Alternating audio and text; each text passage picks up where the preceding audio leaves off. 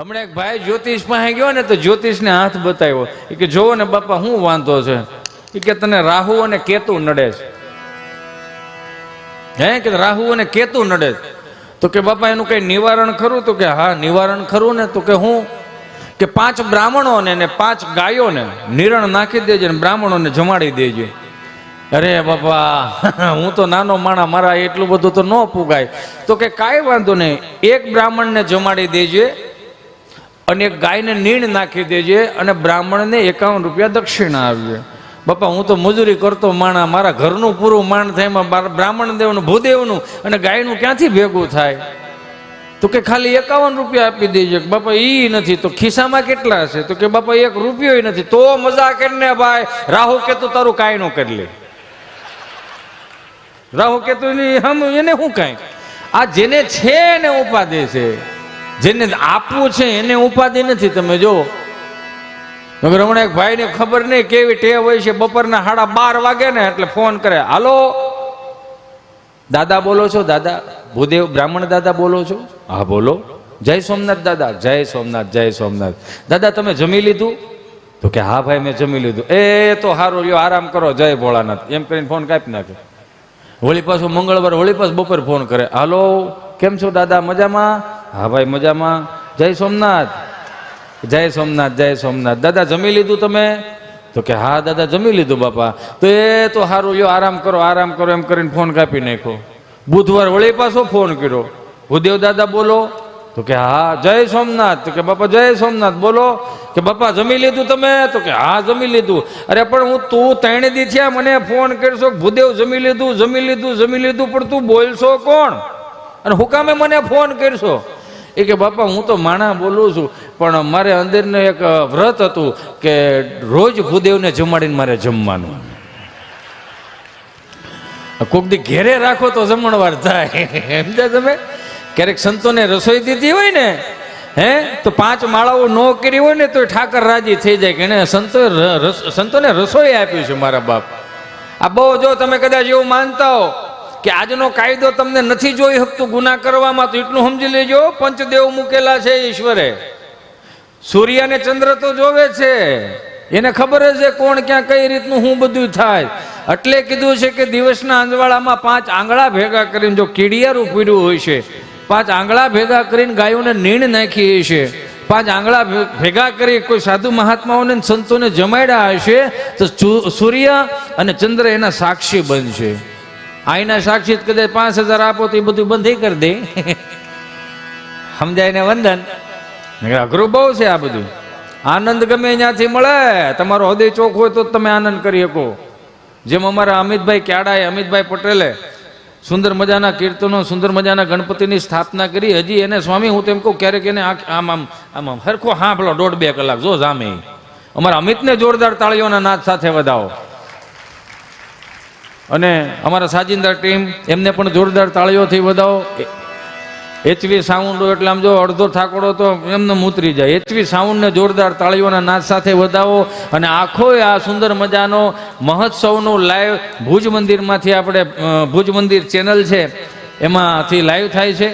એ ચેનલને બધાને સાંભળો, તમને બધાને કહો, અને લાઈવમાં સાંભળે છે એમને કહો કે ચેનલને લાઈક કરજો, શેર કરજો, સબસ્ક્રાઈબ કરજો.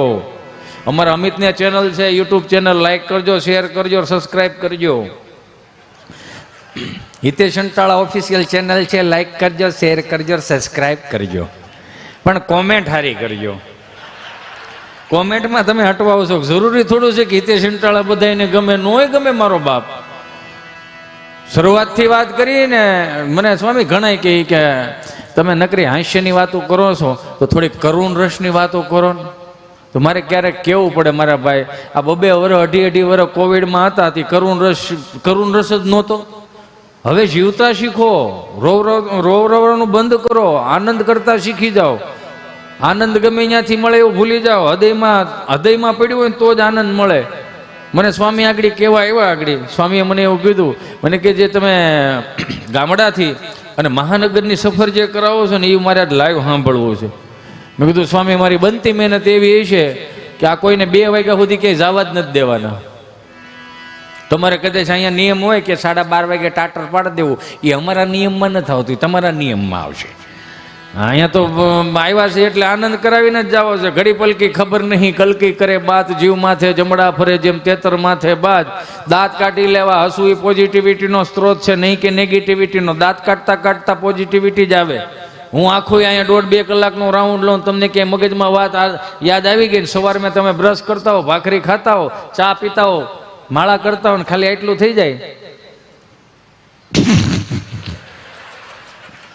હવે મારા એક ઠહકલાથી જો તમને દાંત આવી આવતા હોય તો ચહેરા ઉપર સુંદર સ્માઇલ રાખો તો જીવન કેટલું સુંદર લાગે મારો બાપ. પોઝિટિવિટીનો સ્ત્રોત છે હાસ્ય. શાસ્ત્રો એવું કહે છે, મહાપુરુષો એવું કહે છે કે હસતો માણસ ને હસાવતો માણસ ત્યાં સ્વર્ગ ઊભું હોય. સીધી વાત છે. પોઝિટિવિટીનો સ્ત્રોત છે, નેગેટિવિટીનો સ્ત્રોત જ નથી. અને માની લો કે આખી વાત તમને મજા આવી ગઈ અને દાંત કાઢતા કાઢતા તમને આનંદ આવે, એ વાત સાચી છે, પણ દાંત કાઢતા કાઢતા ક્યારે કપિલ મુનિ સ્વામી નેગેટિવિટી ન આવે. કોઈ દી દાંત કાઢતા કાઢતા એવું થયું સવારે 5 લાખ આપવા જ પડે એમ છે, એવું ન થાય. પોઝિટિવિટીનો સ્ત્રોત છે. આનંદ ગમે ત્યાંથી મળે. મને ગમ્યું એ વાતનું કે હું અહીંયા આવ્યો એટલે સ્વામીએ મને એવું કીધું કે આપણે અહીંયા મહારાજની કૃપાથી એક સુંદર મજાની અહીંયા એક બુક અહીંયા લોન્ચ કરવામાં આવે છે કે જે હાલની તકમાં આજની તારીખોની અંદર અને આવનારા સમયની અંદર આ વસ્તુ નથી, આ સંસ્કાર છે. વસ્તુ હોય ને એ કદાચ બગડી જાય, સંસ્કાર બગડે નહીં. સંસ્કારને આવતાય વાર લાગે ને જાતાય વાર લાગે. સંપત્તિને આવતા વાર ન લાગે ને જાતાય વાર ન લાગે. પણ સંસ્કાર હશે તો આવનારી પેઢીઓને ઉપાધિ નહીં રહે. હવે આપણે એવું વિચારીએ કે કઈ રીતના સંસ્કારો, અમે અમારા છોકરાઓને ખવડાવીએ છીએ, રમાડીએ છીએ, મજા કરીએ છીએ, આનંદ કરી, બધી વાત નહીં. એમ નહીં. અત્યારે કેવું થઈ ગયું છે, હજી તમે પપ્પા ટિફિન લઈને આવે ને તો છોકરો રમતો, બેટા ચેન્ટુ જો તારા ડેડી આવા, ચલો બેટા પાણી ભરી દો બેટા. તો એ વળી મોબાઈલમાં મોઢું નાખીને કે ભાઈ એને હાથ છે એ પી લે કર મોટું. બોલો, એ કે એને હાથ છે પી લે.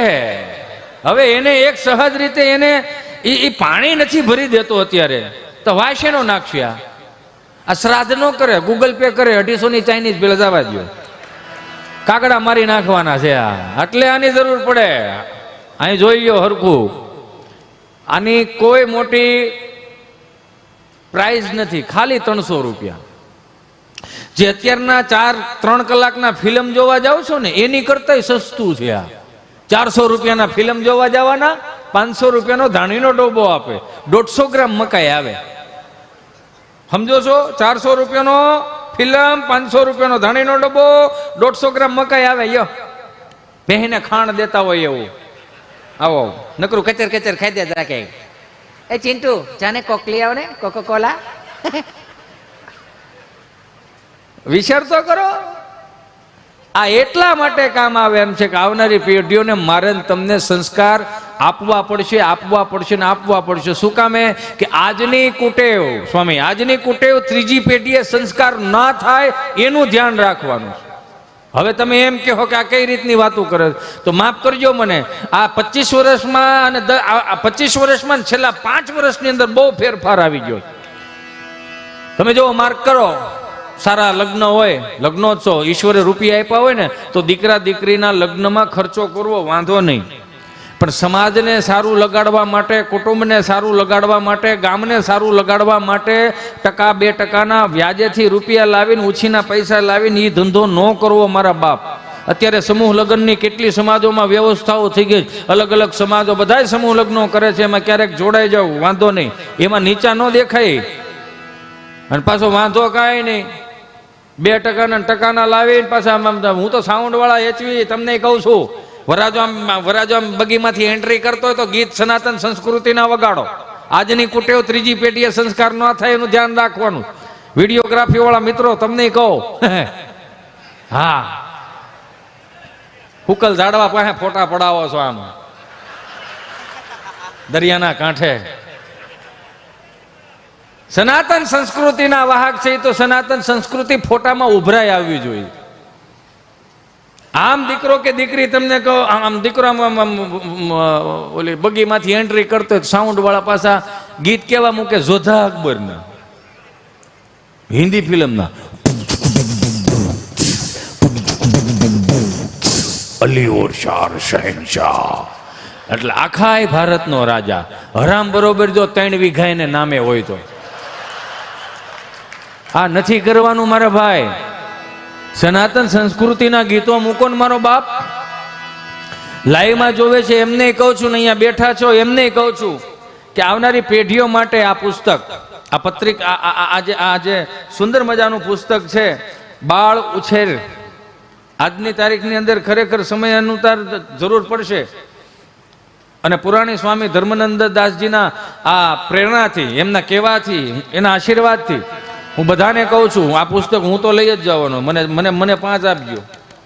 આ એકાને દે, અમારી જરૂર પડે. તમે શું લાગો? અમારે જરૂર પડે ભાઈ. આ તો બધું કહેવાય નહીં તમને.